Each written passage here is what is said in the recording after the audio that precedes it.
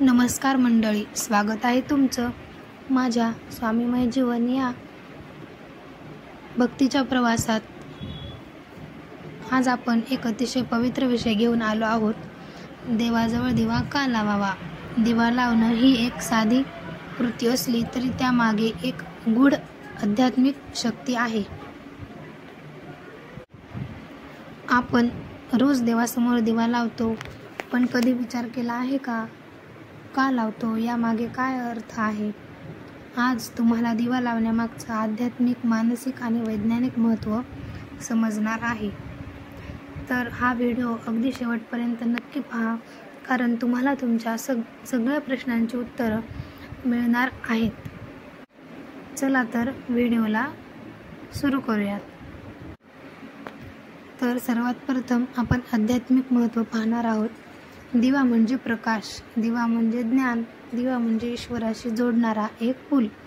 श्री स्वामी समर्थ महाराज म्हणतात, जेथे प्रकाश तेथे अंधार नाही। दिवा आपल्याला अंधारावर मात करून ईश्वर प्राप्तीचा मार्ग दाखवत असतो। दिवा हे ईश्वराचं प्रतीक आहे। जेव्हा आपण दिवा लावतो तेव्हा आपलं मन त्याच्याकडे केंद्रित होतं। आपली भक्ती, प्रार्थना आणि संकल्प याचं ते साक्षीदार ठरत असतं।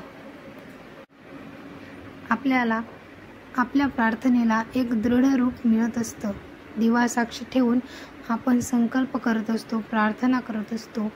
घरात पवित्रता आणि भक्तीचं वातावरण दिवा लावल्यामुळे निर्माण होतं।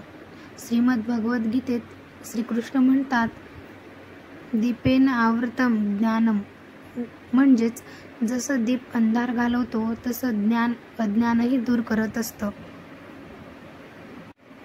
आता आपण मानसिक आणि भावनिक फायदे काय आहेत हेही जाणून घेणार आहोत। जेव्हा आपण देवासमोर दिवा लावतो तेव्हा आपलं मन शांत होत असतं। त्या क्षणी आपण वर्तमान क्षणात जगत असतो, भक्तीमध्ये एकरूप होतो। दिव्याच्या ज्वाळेकडे पाहिल्यावर आपलं मन स्थिर होत असतं। आपोआप श्वास शांत होत असतो आणि चिंता कमी होत असते। संध्याकाळी दिवा लावल्यानंतर घरात एक सकारात्मक ऊर्जा निर्माण होत असते। प्रत्येक दिव्याच्या ज्वाळेत एक प्रकारची ऊर्जा असते, जी आपल्या मनातील चिंता, अस्थिरता दूर करून आपल्याला शांतता देते। विशेषतः सकाळ आणि संध्याकाळी दिवा लावल्यावर सकारात्मकता निर्माण होत असते। आता आपण वैज्ञानिक दृष्टिकोन पाहणार आहोत। तुम्हाला वाटेल, याचं विज्ञानाशी काय नातं आहे बरं? पण हो, दिवा लावणं हे आरोग्यदृष्ट्याही खूप फायदेशीर आहे। तुपाचा किंवा तिळाच्या तेलाचा दिवा लावल्याने त्याच्या ज्वाळेमुळे आपल्या घरातील हवेतील जीवाणू नष्ट होत असतात। तसेच दिव्यामध्ये कापूर, लवंग घातल्यास घरात शुद्धता आणि सुगंध निर्माण होत असतो।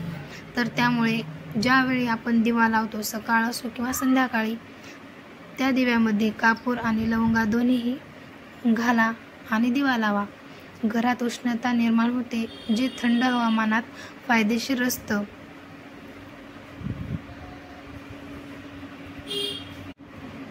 दिव्याचा प्रकाश म्हणजे नैसर्गिक प्रकाश। तो आपल्या मनावर आणि शरीरावर शांत आणि सकारात्मक परिणाम करत असतो। दिवा लावण्यामागे काही धार्मिक परंपरा सुद्धा आहेत। प्राचीन धर्मग्रंथांमध्ये दिव्याचं विशेष असं महत्त्व सांगितलेलं आहे।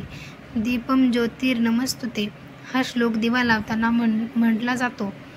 तर शुभम करोति कल्याणम आरोग्यम धनसंपदा शत्रुबुद्धी विनाशाय दीपज्योतिर्नमस्तुते हा मंत्र सांगतो की दिव्यामुळे आरोग्य मिळतं, धनसंपत्तीमध्ये वाढ होत असते, तसेच शत्रूंची बुद्धी नष्ट होते आणि आपल्या जीवनाचं कल्याण होत असतं।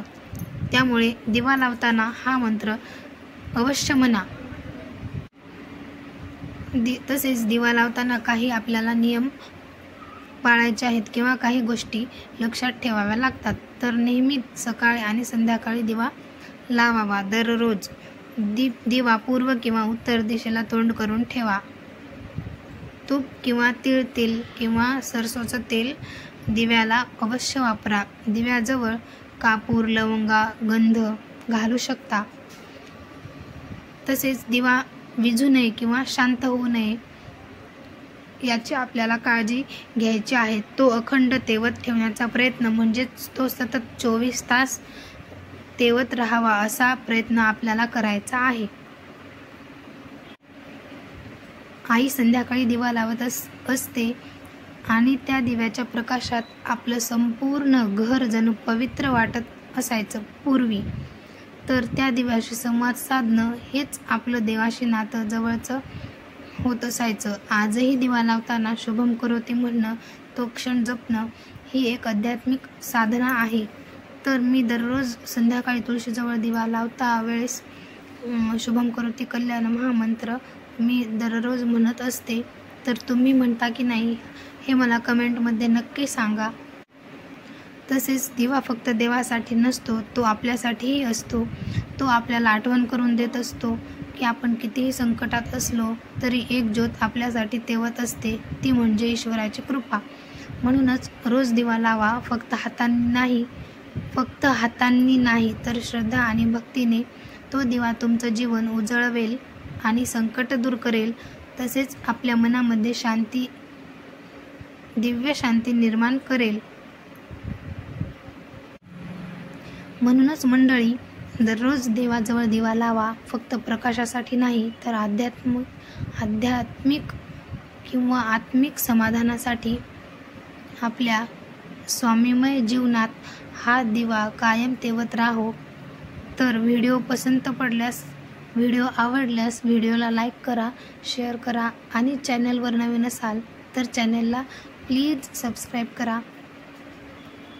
पुनश्च एकदा श्री स्वामी समर्थ.